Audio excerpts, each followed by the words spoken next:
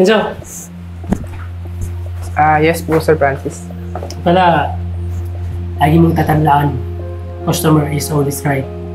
Kung anong pinag-uutos nila, sundin mo ah. Okay po, Sir. Sige. Sir, maraming salamat po. Alam mo, girl, hindi talaga ako dating mga top. kasi naman din ba, ang daming boys. May girlfriend na siya ngayon. Ako! Hello po, good morning po, sir. Ano po order nila? Excuse me? Sir? Yes po. Ano mo? Ang bastos mo, no? Sir, talaga tawag mo sa aming dalawa? Kita mo ang laki ng joga namin, no? Naka-lipstick. Tapos, sir?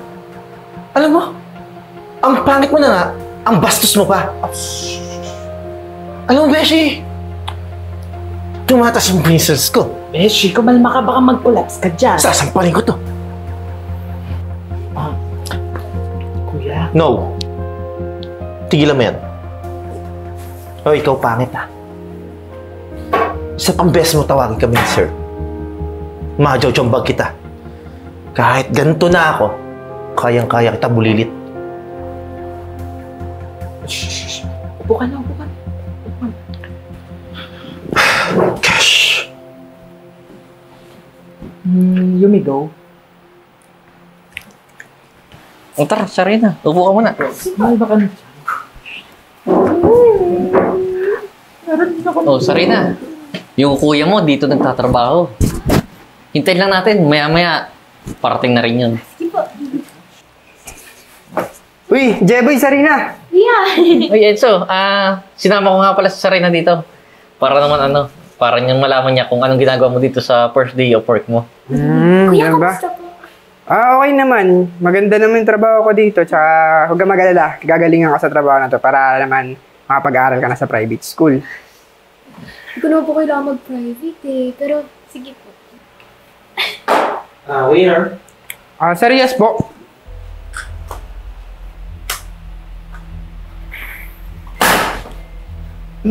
Beshi! Sir? Kapal na mukha mo.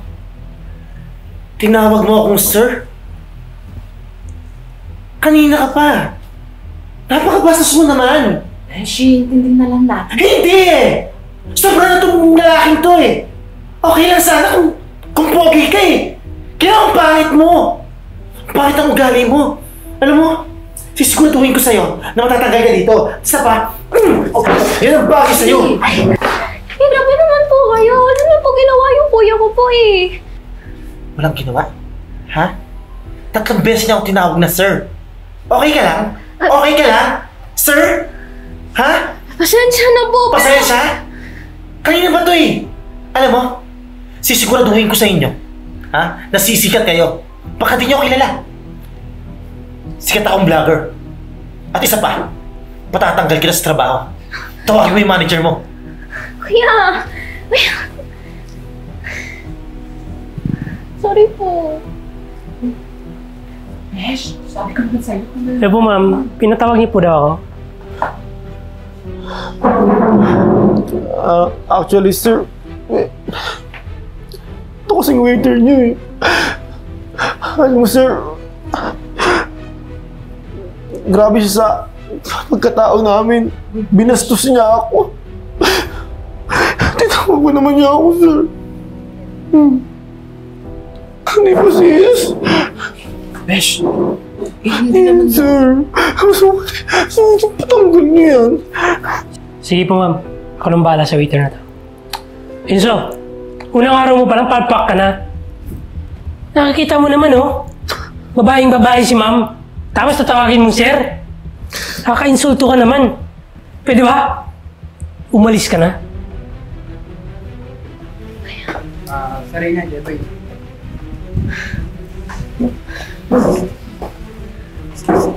Ma'am, pasensya na po talaga.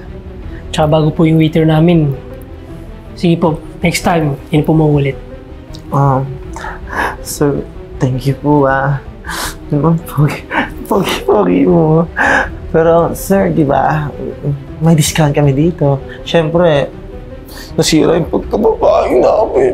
No problem, ma'am. Magbibigay kami ng discount. Thank you. Sorry. Thank you talaga, sir. Sige pa. Besh, ba't ka naman nagsinungaling dun sa manager? Eh, nilaglag mo yung waiter. Kawawa naman. Besh, okay lang naman yun, di ba? Kasi, nabastos yung pagkababae natin. Alisa pa. Tama lang sa kanya. Yung mga bastos na lalaking ganun, dapat nawalan ng trabaho. Ako, Besh, mali pa rin eh. Dapat kasi tayo na lang yung umantindi sa kanila. Besh, tama na. Umupo ka na. Then, kumain na tayo. Okay? Bunso, pasensya ka na. Hindi matutupad ni Kuya yung pangako sa'yo. Makapag-aral ka ng private school. Okay lang naman yun, kuya. Tsaka, okay nga ako sa public school kasi andun yung mga kaibigan ko eh. Ganun ba?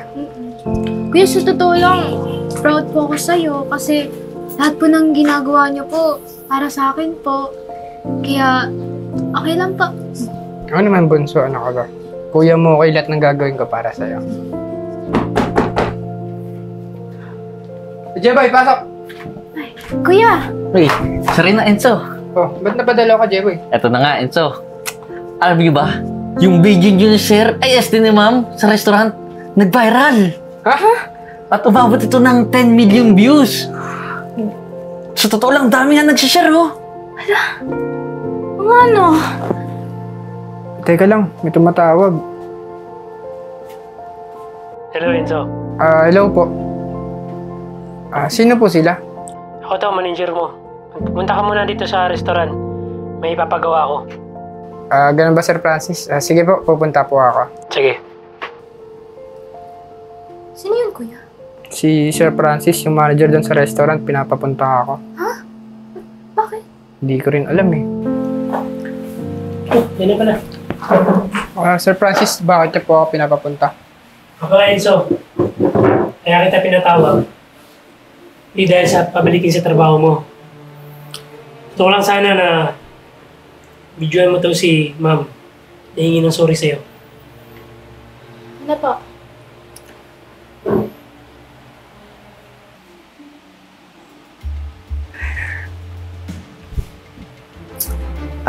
Enzo, right?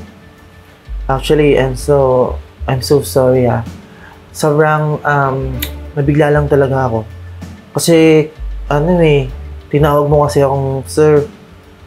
Actually, kami kasi mga trans, may mga iniinom kaming gamot na sobrang nakaka-apekto sa health namin. Kaya, mabilis kami magalit. Kaya sana, patawarin mo ako. Sa akin, wala na yun. Pero kaso nga lang, yung problema is nawalan ako ng trabaho.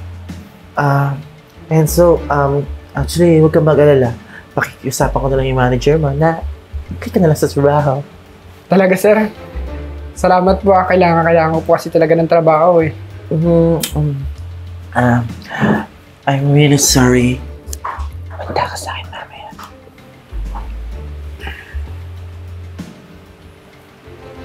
Alam mo, ang bastos mo talaga no? Sir pa rin talaga. Actually, kaya ako nasira sa social media is dahil sa'yo. Dahil sa pinost mo na yan. Kaya alam mo, humanda ka sa akin. May kilalagyan ka. Ano naman po kayo? Mabait po yung kapatid ko po. Di nga po siya yung nag-post ng video po nun eh. Kaibigan po na. Alam mo, kahit mag-explain ka pa, wala kayong magagawa. Kasi pagsisisihan niyo lahat ng nangyari to. Anong nangyayari dito? Ha? Enzo, bakit hindi ka naka-uniform? Ma'am, tinanggal po ako ni Sir Francis.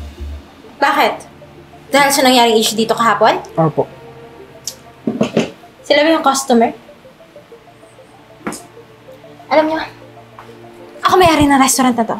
At nakita ko yung mga kabastos ang pinagagawa niyo dito sa restaurant ko. Sa tingin niyo, kawalan kayo bilang customer dito sa restaurant ko. I'm sorry, pero hindi na kayo pwedeng bumalik dito dahil ibaban ko na kayo sa restaurant ko. Okay, fine. Whatever. At least, mas maganda pa rin ako sa'yo. Wala pa rin kayong mattress. Alis. Alis, ha? Ano, gusto mo din? Bite your raps. Akala mo naman kung sino magagandang babae. Sa tsaka naman mukhang engkanto, mukhang kapra, tsaka isa mukhang tikbala. Ikaw, Francis, ha? Naturingan ka manager dito? Hindi mo kaya pagtanggol yung mga staff mo?